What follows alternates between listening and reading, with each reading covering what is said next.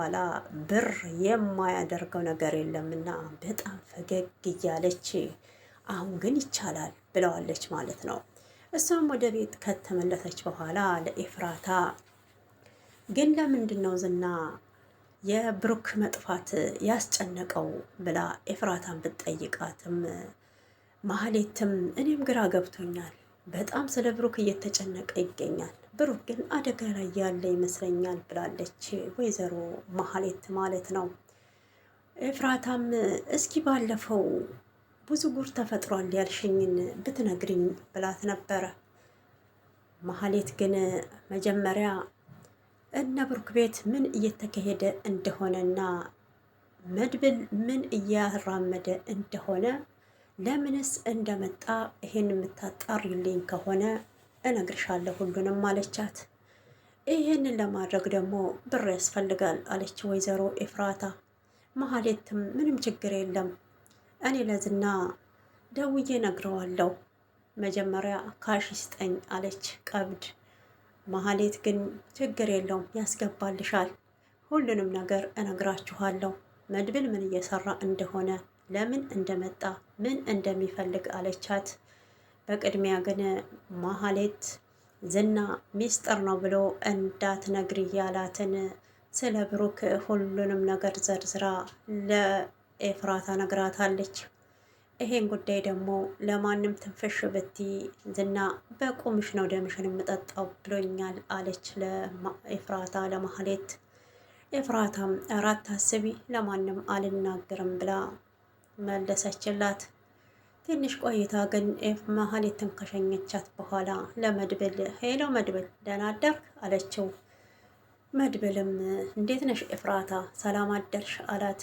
አዲስ ነገር አለ ስለ ብሩክ እና ማህሌት እንዳለችኝ ብሩክ ልጁን ያሳከመው አደንዛዥ እጽ ወደ ታይላንድ ሀገር ይዞ እንዲሄድ ከሰዎች ጋር ከተነጋገረ በኋላ ክዷቸዋል አለች። መድብል ይሄን ከሰማ በኋላ በጣም ደነገጠ። ይሄን ጉዳይ ተገናኝተን ማውራት አለብን፣ 4 ሰዓት ላይ ማርያም ማዞሪያ እንገናኝ ብሏታል። ኤፍራታም እሺ ብላ ስልኩን ዘግታ ነበረ። መድብል ልብሱን ቀያይሮ ሊወጣ ሲል ቅድስት የት ልትሄድ ነው አለችው። የሆነ ሰው ደውሎልኛል፣ እስኪ ስለ ብሩክ አዲስ መረጃ ይኖራል ብዬ አስባለሁ፣ እስካሁን ግን ምንም የለም እያላት ነበረ። ቅድስትም የጋሼን እኮ አንድ ቲሸርት አግኝቻለሁ ግን ደም ነክቶታል አምጪው እስኪ ቢላትም አይተው በቃ ምሳሌ ከምታከማ በፊት የነሰራት ይመስለኛል ብላ ነገሮችን አረሳሳች። ሰላም ውድ ተመልካቾቼ እንዴት አላችሁ? ሰላማችሁ ይብዛልኝ የእኔ ቤተሰቦች፣ የምወዳችሁ ኢትዮጵያንም ኤርትራውያንም ሰላም ሰላም ብያለሁ። ለቤት አዲስ የሆናችሁ ሰብስክራይብ ላይክ በማድረግ ቤተሰብ የሆኑ ለነባሮች መታችሁ ስለምታበረታቱኝ ከልብ አመሰግናለሁ። ፈጣሪ ያክብራችሁ። ወጥተው ከመቅረት ከድንገተኛ ሞት ካስመሳይ ሰዎች ይሰውረን ይሰውራችሁ እላለሁኝ። የምሳሌ ድራማ ላይ እንግዲህ እንዳየነው በብሩክ መጥፋት ብዙ ሰው እየተጨነቀ ይገኛል። አብሶ ቅድስት ስለ ብሩክ እየተጨነቀች ትገኛለች። ምሳሌ ጠዋትም ማታም ለምንድን ነው አባዬ የማይደውልልን? እኔና እሱ እኮ የተሳፈርን ጊዜ ከሃይላንድ ወደ ኢትዮጵያ እየደወልን አንቺን እኮ እያናገርንሽ ነበር አለቻት።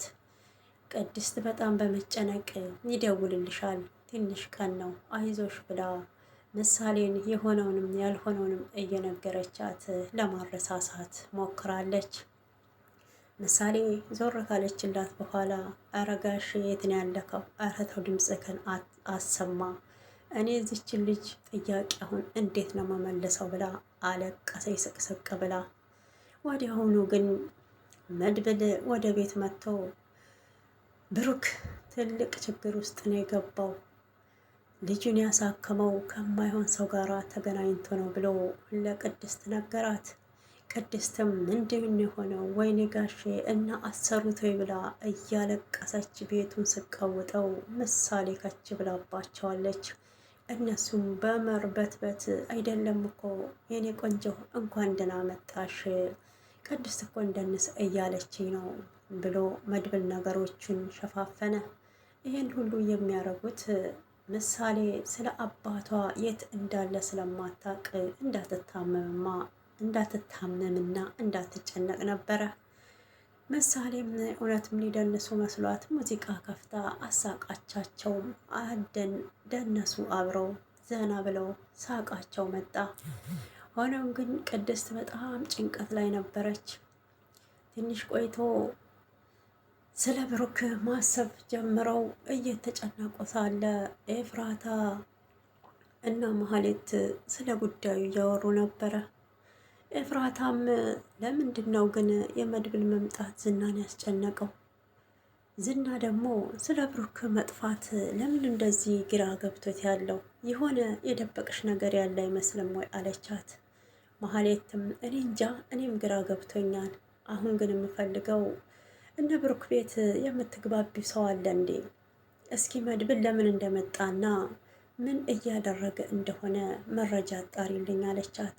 ለምን ፈለግሽው? ቢመጣ ከእናንተ ጋር ምን አገናኘው ብላት ነበር። እኔ እንጃ ዝና ነው ይሄን ነገር አጣሪ ያለኝ ብላ አለች።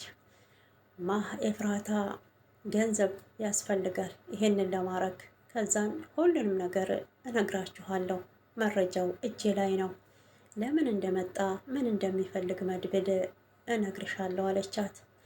ማህሌትም ይህን ጉዳይ ስለምትፈልገው ችግር የለውም ለግብሩ ዝና ያስገባልሻል፣ እኔ ደውልለታለሁ አለች። መጀመሪያ ቀብድ ይስጠኝ እያለች ነበረ። ኤፍራታም ለራሷ ጥቅም ስትል ማህሌትም ለራሷ ጥቅም ስትል ነገሮችን እያመቻቹ ይገኛሉ። በጣም የሚያሳዝነው ግን እዛ ጋር ታግቶ ይሁን የት እንደገባ ድምፁ የጠፋባቸው ቤተሰብ በጭንቀት ሊያብድ ነው። መድብል ስለ ወንድሜማ አንድ መረጃ ይዤ ሳልመጣ ወደዚህ ቤት አልመለስም። ቅድስት አደራሽን ምሳሌን ትምህርት ቤትም እንዳትወስጃት፣ እኔ ሄጄ ለርዕሰ መምህሩ ያለውን ችግር እናገራለሁ፣ አንቺም ራስሽን ጠብቂ ብሏታል። ቅድስት ወይኔ ጋሼ ምን ሆኖ ነው ብላ አለቀሰች። ተረጋጊ፣ ቅድም አልነገርኩሽም እንዴ እያላት ይገኛል ማለት ነው። ኤፍራታና መድብል ተገናኝተው ያለውን ነገር ሁሉንም ነገረችው።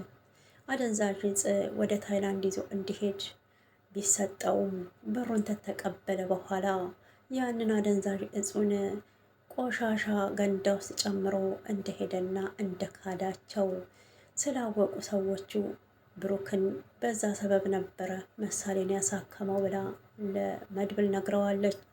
መድብል ይህን ጉዳይ ዝና ያውቃል ማለት ነው ብሎ ቢጠይቃትም አዎ ዝና ነው ለማህሌት የነገራት አለችው።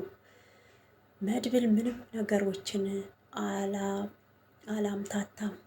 ቀጥታ ወይኔ ዝና ወንድሜን ጉድ አርጎታል እያለ ወደ ዝና አምርቷል ማለት ነው።